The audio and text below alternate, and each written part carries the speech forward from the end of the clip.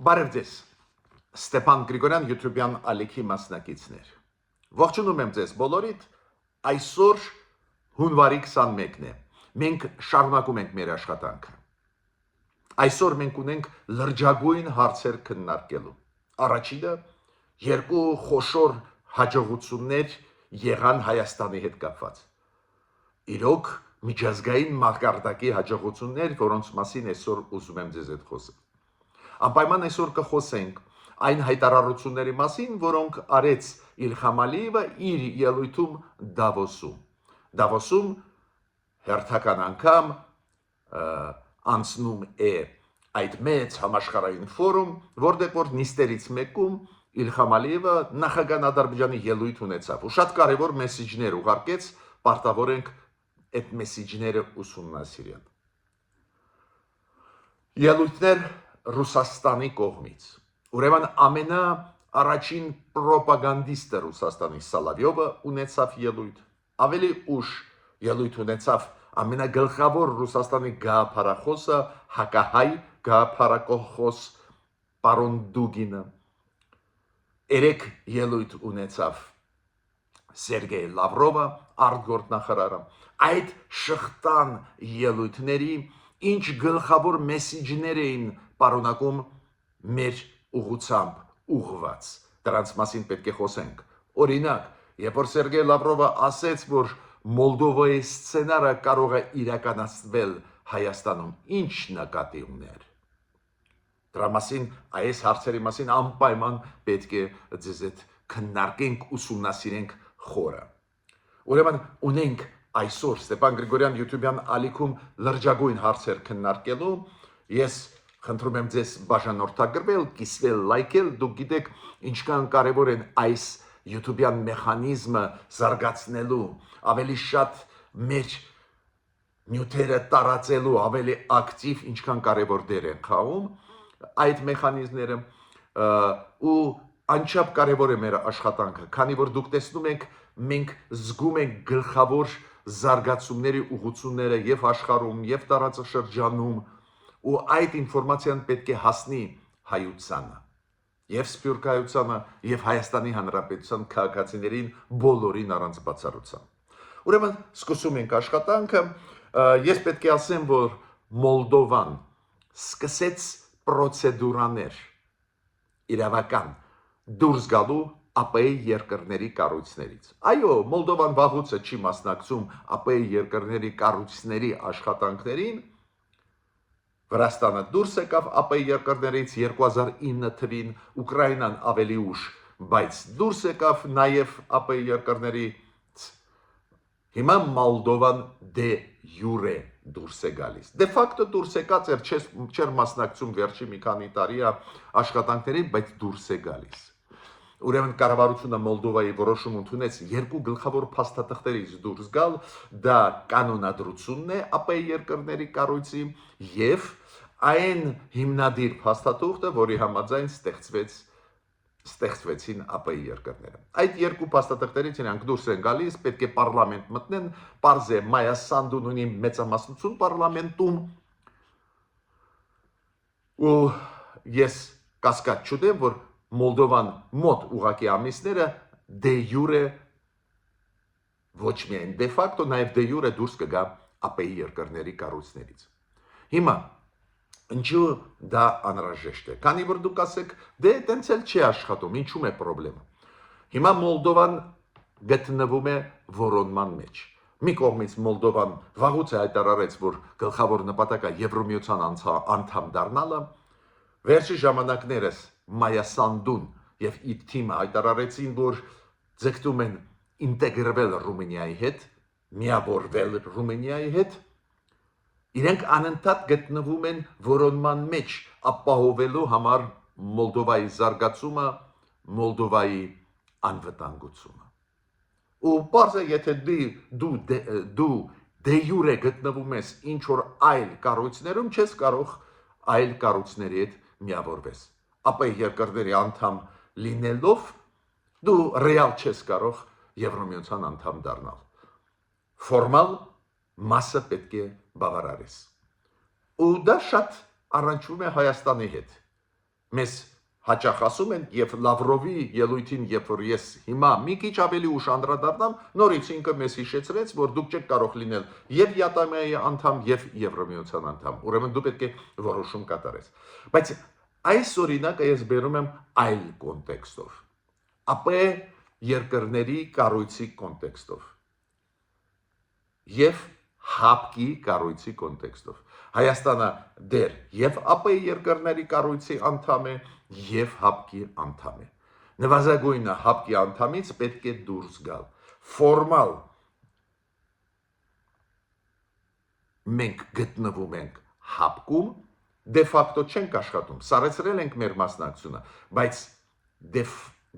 դե ֆակտո, բայց դե յուրե մենք անդամ ենք։ Դա ավտոմատ սահմանափակում է մեր հնարավորությունները մտնել այլ կառույցներ, այլ պետությունների հետ անվտանգությունը ապահովել։ Նաև դա սահմանափակում է մեր հնարավորությունը ռազմատեխնիկական ոլորտում։ Այո, կառավարությունը աշխատում է, կառավարությունը մենք հաճախ ասում ենք գտնում է ձևեր ռազմատեխնիկական ոլորտում տարբեր երկրների հետ աշխատել, բայց բոլորս հասկանում ենք ֆորմալ անդամ լինելը հապկի մեզ էլ խանգարում է։ То есть դե յուրե պետք է դուրս գամ հապկից։ Ես պետք է ասեմ, որ մեր արտաքին հետախուզության ծառայությունը պատրաստեց զեկույց այն ռիսկերի մասին, որոնք Հայաստանը կունենա 2026 թվականին։ Այս զեկույցի մասին վաղը մենք անպայման մանրամասն կխոսենք, ես մեկ դրվագի ուզում եմ անդրադառնալ։ Մեր արտաքին հետախուզության ծառայությունը իր զեկույցում նշում է, որ հապկի հետ կապված ոչ մի բան չի փոխվի, 2026 թվականին մենք կշարունակում ենք սառեցված վիճակում մնալ հապկում։ Ես պնդում եմ, որ ժամանակն է դուրս գալ, այնուամենայնիվ դա խոչընդոտ է մեր ազատությունների համագործակցության մեջ անվտանգային հարցերում, ռազմատեխնիկական հարցերում աշխարհի հետ։ Հիմա մյուս հարցը, ես ասացի, որ անպայման այսօր մենք ձեզ հետ կխոսենք հաջողությունների մասին։ Այո, լուրջ հաջողություն է, որ Նիկոլ Փաշինյանը, ղեկավարը Հայաստանի վարչապետը, ստացավ Զայեթ մրցանակ։ Դա մարդկային եղբայրության մրցանակն է։ Պատմության մասին ասեմ, այդ մրցանակը հիմնվեց 2019 թվականին, դրվեց անունով այն շեյխի Արաբական Էմիրատների, որը հիմնադրեց Արաբական Էմիրատները, ու բավական արագ այս մրցանակը ձեռք բերեց հեղինակություն աշխարհում, օրինակ այս մրցանակի անդամ դարձան նույն պարոն Գուտերիշը, ՄԱԿ-ի գլխավոր քարտուղարը, նույն Հռոմի Պապը Ֆրանցիսկոսը, ուրեմն բավական ճանաչված մրցանակ դարձավ խաղաղությանը ձգտող պետությունների անձերի հետ կապված, այն որ Հայաստանի վարչապետին Նիկոլ Փաշինյանին այդ մրցանակը շնորհվեց, անչափ կարևոր է դա։ Փաստորեն ինչ ասեց աշխարհը։ Աշխարհը ասեց, եւ Նիկոլ Փաշինյանը եւ Իլհամ Ալիևը պայքարում էին խաղաղության համար ու ունեցան հաջողություն այդ ուղղությամբ։ Հիշում եք, հաճախ մենք լսում ենք Ադրբեջանի կողմից, որ գլխավոր դերակատարը այս խաղաղության process-ում Հայաստան-Ադրբեջան դա Իլհամ Ալիևն է։ Բայց աշխարհը ասում է նաև իդեմս արաբական աշխարհը ասում է, որ երկուսն էլ ունեն հավասար լումա։ Ու շատ հետաքրքիր ելույթ ունեցավ Նիկոլ Փաշինյանը, քանի որ այս մրցանակի խորհրդի անդամները գտնվում են Երևանում, երեք իրանք հանդիպեցին վարչապետ Նիկոլ Փաշինյանի հետ,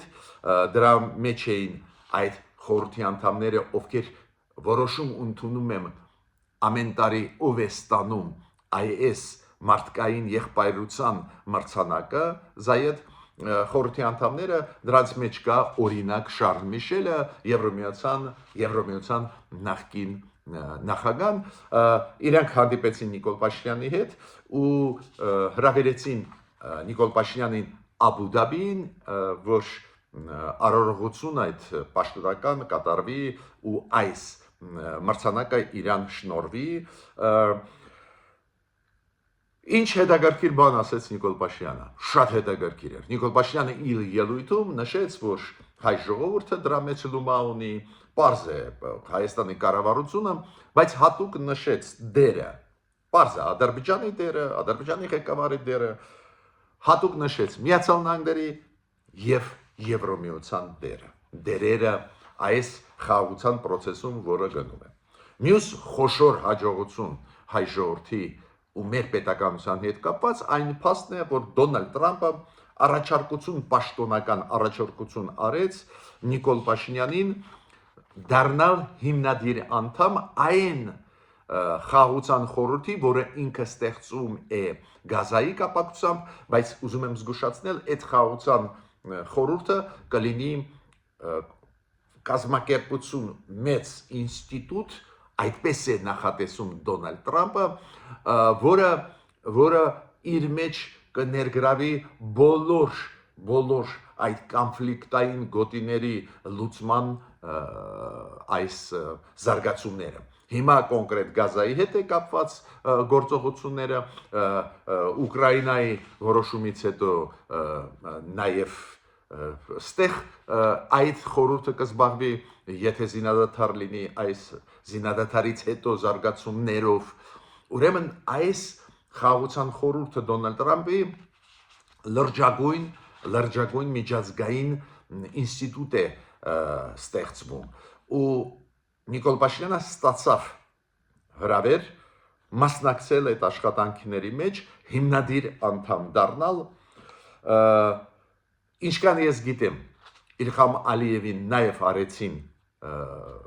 առաջարկություն դառնալ ու ինչքան ես գիտեմ, Իլհամ Ալիևը տվեց իր համաձայնությունը։ Նաև առաջարկություններ արվեց 60 այլ պետությունների ղեկավարներին, պարզ է դրա մեջ մտնում են բոլոր եվրոպական երկրները, մտնում է նաև Լուկաշենկոն, Էրդողանը, Պուտինը, դա կարող է առաջացնել հարցեր, բայց Դոնալդ Տրամպը բոլոր խաղացողներին ուզում է ներգրավել, որ ներկայացուցչական լինի այդ ինստիտուտը։ Ինչքան հասկանում եմ Դոնալդ Տրամպի գաղափարը, այս ինստիտուտը դարձնել ինչ-որ շատ նման ՄԱԿ-ի անվտանգության խորհրդի։ Դուք գիտեք, ՄԱԿ-ի անվտանգության խորհուրդը իրոք կահում է իր աշխատանքում, իրոք շատ դժվար է լինում անցկացնել որոշումներ, հիմա Դոնալդ Տրամպը նախաձեռնությունը իր ձեռքը վերցնում է։ Մեծ պատիվ է, որ Հայաստանը հրավիրեցին այդ ինստիտուտի մեջ, դուք գիտեք, մեջ կառավարության արձագանքը շատ կարևոր էր, պրես-քարտուղարը Նիկոլ Փաշինյանի հայտարարություն արեց, որ մեծ պատիվ է ու մենք սիրով ընդունում ենք այդ առաջարկը Դոնալդ Տրամպի հիմնադիր դառնալու այդ խաղաղության խորհրդում, որը կգլխավորի Դոնալդ Տրամպը, ես կարծում եմ, որ նաև պաշտոնական որոշում պետք է լինի մասնակցելու։ Այո, այնտեղ կանոնադրությունը հիմա գրվում է, հստակեցվում է, այնտեղ նաև նախատեսվում է $1 միլիարդ ինչ-որ ներդնում այդ մեծ process-ի մեջ, բայց չնայած այդ մեծ գումարը, պնդում եմ Հայաստանը պետք է մասնակցի այդ process-ների մեջ։ Ոչ մի կասկած ինձ մոտ չկա։ Քանի որ ինչ է ասում այն մարդիկ, ովքեր այս խաղաղության մրցանակը շնորհեցին Նիկոլ Փաշինյանին։ Ինչ է ասում հիմա Դոնալդ Տրամպը, երբ որ հրավիրում է Հայաստանի ղեկավարին դառնալ հիմնադիր անդամ։ Իրենք ասում են, մենք գնահատում ենք Հայաստանի դերը խաղաղություն հաստատելու տարածաշրջանում, Հայաստանի դերը միջազգային հանրության մեջ։ Դա լեգիտիմացնում է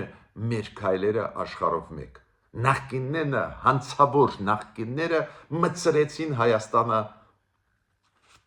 նեղ վիճակի մեջ։ Մենք չենք աշխատում աշխարհի հետ։ Մենք կապեցինք ամեն ինչ Ռուսաստանի հետ ու ինչ կարող ենք կորցրեցինք այս փուլում։ Դժբախտաբար վերջի 5-6 տարվա ընթացքում։ Հիմա գործող իշխանությունները դուրս են գալիս այդ շրջապատից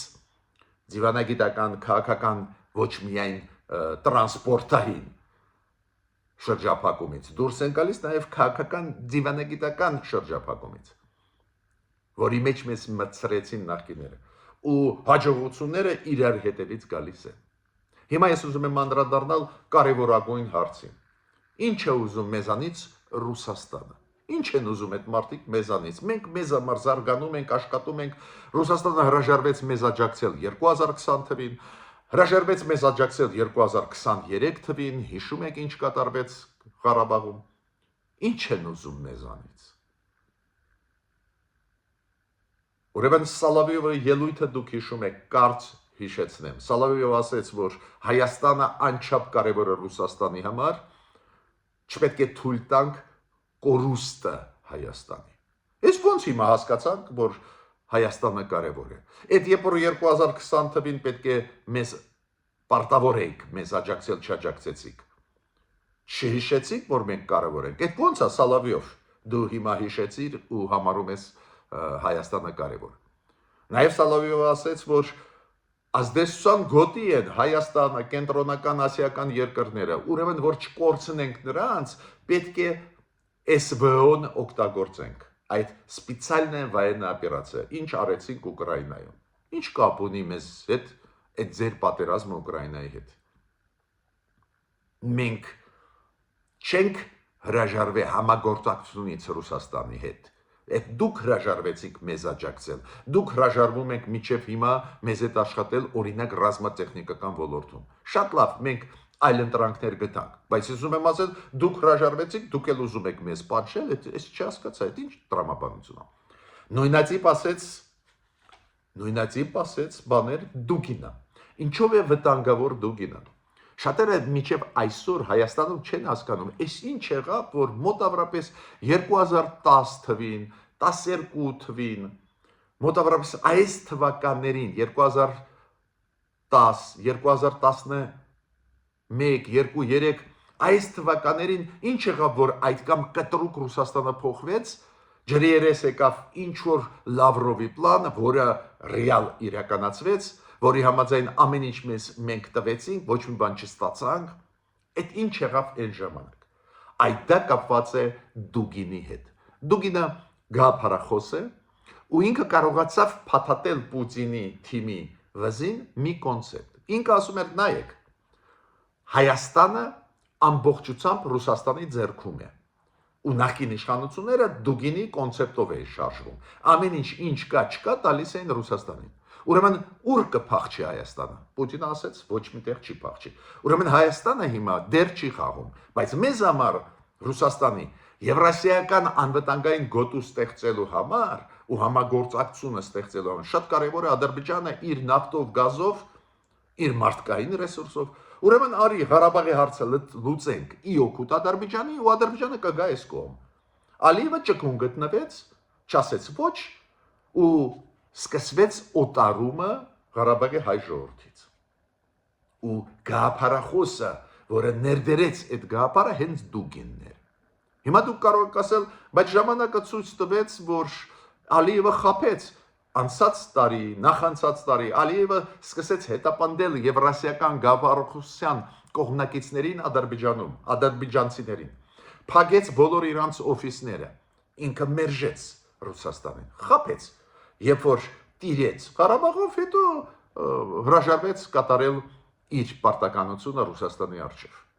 Ու Դուգինը հիշում եք, դա 1.5 տարի առաջ էր, երբ որ սպառնում էր Ալիևին, որ հետևանքները լուրջ կլինեն։ Հիմա շատ վտանգավոր է, որ Դուգինը վերադարձավ, ու ինքը ունի ազդեցություն, միգուցե հիմա ավելի քիչ, բայց ունի ազդեցություն Ռուսաստանի քաղաքական եւ պաշտոնական էլիտայում, ինքը վերադարձավ ու ասում է, չէ, Հայաստանը ոչ միտեղ չի կարող փախչել, Հայաստանը պետք է մնա ազդեցության գոտի Ռուսաստանի։ Ինքը թվարկեց Հայաստանը, Վրաստանը, Ադրբեջանը եւ կենտրոնական ասիական երկրները մոտավորապես կրկնեց մտքերը Սալավիովի ու ասեց դա Ռուսաստանի ազդեցության գոտի են, Ամերիկան կարող է մտնել, իրանք կարող են պրոամերիկյան քաղաքականություն վարեն, դա է պատճառը, որ մենք պետք է թույլ չտանք։ Իրանք կարող են ֆորպոստ դառնալ Միացյալ Նահանգների։ Ու ինքը ասեց, որ մենք պետք է իրանց ստիպենք մտնել Եվրասիական մի ընդհանուր այդ անվտանգության գոտու մեջ, ԵԱՏՄ նկատի ուներ, ՀԱՊԿ նկատի ուներ, ամեն ինչ միասին։ Ես սրա վրա ինչի ուշադրություն դարձնում եմ, քանի որ նորից հետ է բերվում նույն գաղափարախոսությունը, բայց ոչ ոք չի ուզում պատասխան տալ այն կորուստների համար, որը ունեցավ հայ ժողովուրդը ու այն Ռուսաստանի կողմից չկատարած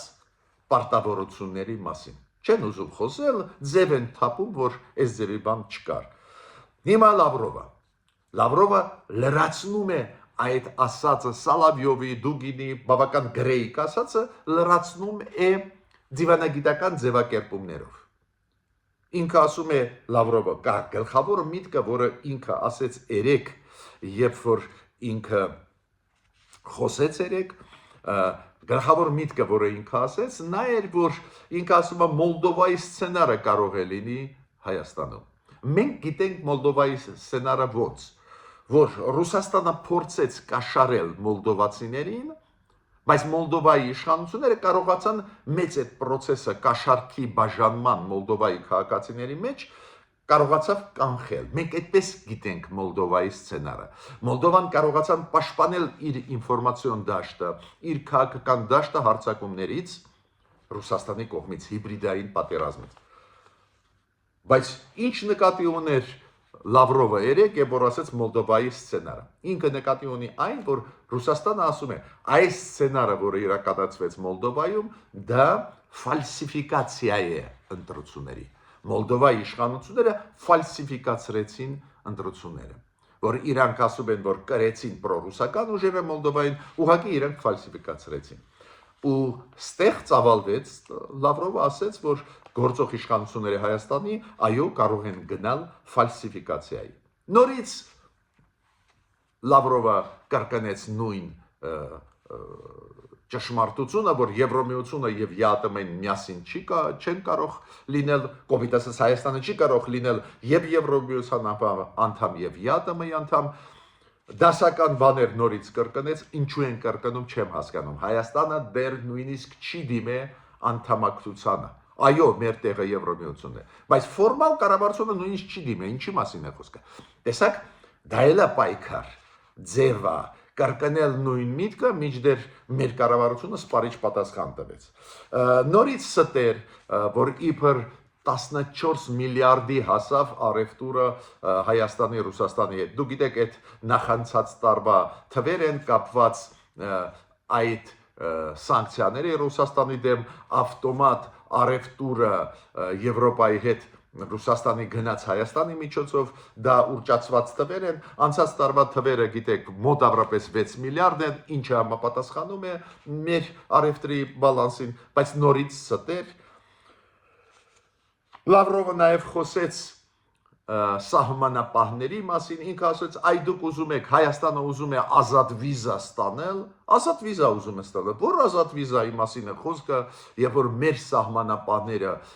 Իրանի եւ Թուրքիայի սահմանում են, կանգնած սահմաններում են կանգնած, ստեղ ես պետք է ասեմ, որ այո, ժամանակը եկավ սահմաններից ռուս սահմանապահներին ամբողջությամբ դուրս բերել, ոչ միայն Զվարթնոց օդանավակայանից, ոչ միայն Իրան Հայաստան անցակետից, ոչ միայն անցակետից, նաև սահմանից ժամանակը եկավ, բայց նայեք խանդում են շատ հասարակ բաներից։ Ի վերջո, ինչը մենք Եվրոպայի հետ ուզում ենք ազատ առնչվել։ Ինչու՞մ է գործը։ Ինչի է դա ուղղված Ռուսաստանի դեմ, երբ որ Հայաստանի քաղաքացիները ազատ կշփվեն եվրոպացիներին։ Ինչու խանդում են մեզ ու ուզում են, որ նորից նախկին իշխանությունների Հայաստանի պես, որ այս իշխանությունները մտցնեն մեր ժողովրդին ծուղակ, չի ստացվի։ Լավրովը նաև խոսեց Վարդան Ղուկասյանի մասին, ասեց այդ մարդուն նստացրեցին իր գաղափարների մասին, խոսքը գնում է Գյումրու քաղաքապետի մասին, որը հիմա կալանավորված է, նու գաղափարախոս դիտել Վարդան Ղուկասյանը ոչ որ անհաջող բան լինի, էլի, անհաջող միտք լինի, ես կասեի այդպես, էլի, անհաջող կատակ լինի, ասել, որ ինքը գաղափարախոս է այդ մարդը, ով այդ մարդը մենք շատ լավ գիտենք, բայց Լավրովը սկսեց բացատրել, որ այդ մարդը ուզում է, որ Հայաստանը մտնի Ռուսաստան-Բելարուս դաշինքի մեջ, դա չի նշանակում կորուս սուվերենության, նու դրա համար պետք է հիմնադիր փաստաթղթերը կարդաս այդ ընդհանուր պետության Դաշնային պետության Բելարուս-Ռուսաստան, որտեղ որ գրված է սևով սպիտակի վրա, ինչ լիազորություններ դու զիջում ես կենտրոնին, ուրեմն լավել կորցնում ես դու սուվերենության շատ ու շատ բաղադրիչներ, ուրեմն թո հեքիաթ Լավրովը չի պատմի։ Բայց այդ Սալավյով դուգին Լավրով այդ երիակի ելույթները վերջի մի շաբաթվա ընթացքում պատահականություն չի, սկսվեց այդ ինֆորմացիոն արշավը հայ ժողովրդի դեմ, Հայաստանի անկախության դեմ։ Հիմա Ադրբեջանի ելույթը Դավոսով, Ադրբեջանի նախագահի ելույթը։ Իլհամ Ալիևը ելույթ ունեցավ Դավոսում, շատ կարևոր ելույթ էր իմ կարծիքով, ու ինքը ասեց, որ մի քանի շատ կարևոր իմ կարծիքով կառուցողական մտքեր կային, ինքը ասեց, որ Հայաստանը դիմեց Ադրբեջանին, որ ապրանքները, որոնք Հայաստանից գնում են Ռուսաստան, Ռուսաստանից կամ Ղազախստանից գալիս են Հայաստան, որ Ադրբեջանը տա իր երկաթգիծը, իր ցամաքային տարածքը, որ անցնեն։ Ինչքան հասկացա Ադրբեջանը ասեց մենք բացեցինք ճանապարհներ միակողմանի հայկական բեռների համար, ինչքան հասկանում եմ սա էլ կբավարարեն ադրբեջանցիք, կոպիտ ասած ոչ միայն Ադրբեջանի միջոցով Ռուսաստանից օրինակ բեռները կմտնեն Հայաստան, նաև Հայաստանի բեռները դուրս կգան Ռուսաստան, այլ երկրներ, ինչքան ես հասկացա դա կլինի, ինքը նաև նշեց, որ հիմա երկաթգիծը աշխատում է Ադրբեջանի, Վրաստանի միջոցով, բայց ասեց ժամանակը կգա, մոտ ժամանակներս ուղղակիորեն երկաթգծով Ադրբեջանի կմտնենք Հայաստան, ինքը ասեց այս տրիպ Դոնալդ Տրամփ ծրագրի շրջանակներում